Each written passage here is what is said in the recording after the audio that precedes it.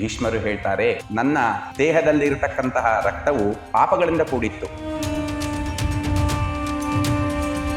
ಭೀಷ್ಮಾಚಾರ್ಯರು ಕೊಟ್ಟಿರತಕ್ಕಂತಹ ಆ ಶ್ರೇಷ್ಠವಾದ ಭಾಗಕ್ಕೆ ವಿಷ್ಣು ಸಹಸ್ರನಾಮ ಎಂದು ಕರೆಯಲ್ಪಡುತ್ತದೆ.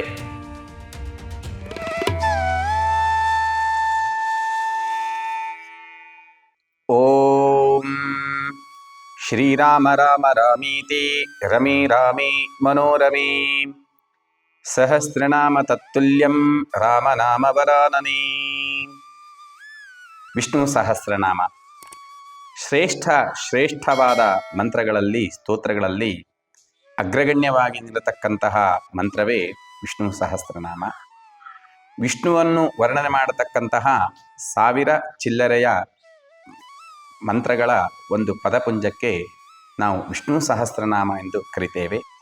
ಈ ವಿಷ್ಣು ಸಹಸ್ರನಾಮವು ವೇದವ್ಯಾಸರು ಮಹಾಭಾರತದಲ್ಲಿ ಭೀಷ್ಮ ಪರ್ವದಲ್ಲಿ ಪಾಂಡವರು ಮತ್ತು ಭೀಷ್ಮರನ್ನ ಮಧ್ಯದಲ್ಲಿ ಇಟ್ಟುಕೊಂಡು ಸಮಾಜಕ್ಕೆ ಕೊಟ್ಟಿರ್ತಕ್ಕಂಥದ್ದೇ ವಿಷ್ಣು ಸಹಸ್ರನಾಮ. ಎಲ್ಲ ಯುದ್ಧಗಳು ಆಗಿ ಶರಪಂಜರದಲ್ಲಿ ಮಲಗಿರ್ತಕ್ಕಂತಹ ಭೀಷ್ಮಾಚಾರ್ಯರನ್ನು ಕಾಣಲುಗೋಸ್ಕರವಾಗಿ ಪಾಂಡವರು ಬಂದಾಗ, ಪಾಂಡವರು ಮತ್ತು ಭೀಷ್ಮಾಚಾರ್ಯರ ಮಾತುಕತೆಯ ಮಧ್ಯದಲ್ಲಿ ಬಂದಿರತಕ್ಕಂತಹ ಈ ಮಂತ್ರವೇ ವಿಷ್ಣು ಸಹಸ್ರನಾಮ ಎಂದು ಕರೀತೇವೆ. ಈ ವಿಷ್ಣು ಸಹಸ್ರನಾಮ ಪಾರಾಯಣವನ್ನು ಮಾಡುವುದರಿಂದ ಎಲ್ಲ ಪಾಪಗಳು ಕೂಡ ಪರಿಹಾರ ಆಗುತ್ತೆ. ಪಾಂಡವರು ಭೀಷ್ಮರಲ್ಲಿ ಕೇಳ್ತಾರೆ, ಭೀಷ್ಮಾಚಾರ್ಯರೇ, ಶ್ರೇಷ್ಠವಾಗಿರ್ತಕ್ಕಂತಹ ವಿಷ್ಣು ಸಹಸ್ರನಾಮವನ್ನು ಸಮಾಜಕ್ಕೆ ಕೊಟ್ಟಿದ್ದೀರಾ. ಇಷ್ಟು ಜ್ಞಾನ ಇರತಕ್ಕಂತಹ ನೀವು ಮಹಾಭಾರತದ ಆರಂಭ ಕಾಲದಲ್ಲಿ ಏನಾದರೂ ಒಂದು ಕೌರವರಿಗೆ ಬುದ್ಧಿವಾದವನ್ನು ಹೇಳಿದ್ದೇ ಆಗಿದ್ದರೆ ಇಷ್ಟೆಲ್ಲ ಅನಾಹುತಗಳು ಆಗ್ತಾ ಇರಲಿಲ್ಲ ಎಂದು ಕೇಳಿದಾಗ ಭೀಷ್ಮರು ಹೇಳ್ತಾರೆ, ಪಾಂಡವರೇ, ಅವಾಗ ನನ್ನ ದೇಹದಲ್ಲಿರತಕ್ಕಂತಹ ರಕ್ತವು ತುಂಬ ಕಶ್ಮಲ ಪಾಪಗಳಿಂದ ಕೂಡಿತ್ತು.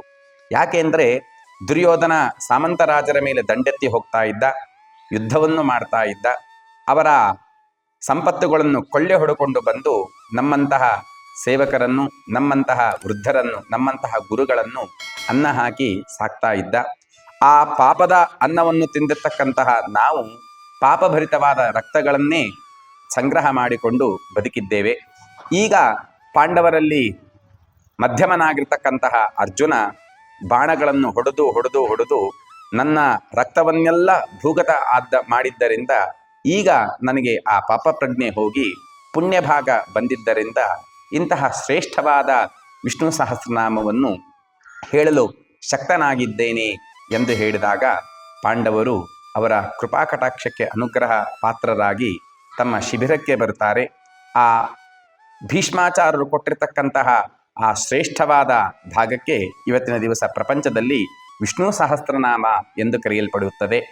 ಭೀಷ್ಮರ ಮಾಡಿರ್ತಕ್ಕಂತಹ ಪಾಪಗಳನ್ನು ಪರಿಹಾರ ಮಾಡಿರ್ತಕ್ಕಂತಹ ಈ ವಿಷ್ಣು ಸಹಸ್ರನಾಮವನ್ನು ನಾವು ದಿನನಿತ್ಯಲೂ ತ್ರಿಸಂಧ್ಯಾ ಕಾಲದಲ್ಲಿ ಪಠಣ ಮಾಡಿದರೆ ನಾವು ಕೂಡ ಪಾಪಮುಕ್ತರಾಗ್ತೇವೆ. ಅಂತಹ ಶ್ರೇಷ್ಠವಾದದ್ದೇ ವಿಷ್ಣು ಸಹಸ್ರನಾಮ. ಅಂತಹ ವಿಷ್ಣು ಸಹಸ್ರನಾಮವನ್ನು ಪಾರಾಯಣ ಮಾಡಿಕೊಂಡು ನಾವು ಕೂಡ ಪಾಪಮುಕ್ತರಾಗೋಣ ಎಂದು ತಿಳಿಸುತ್ತಾ, ಸರ್ವೇ ಜನಾಃ ಸುಖಿನೋ ಭವಂತು, ಸಮಸ್ತ ಸನ್ಮಂಗಲಾನಿ ಭವಂತು. ಶ್ರೀಕೃಷ್ಣಾರ್ಪಣಮಸ್ತು.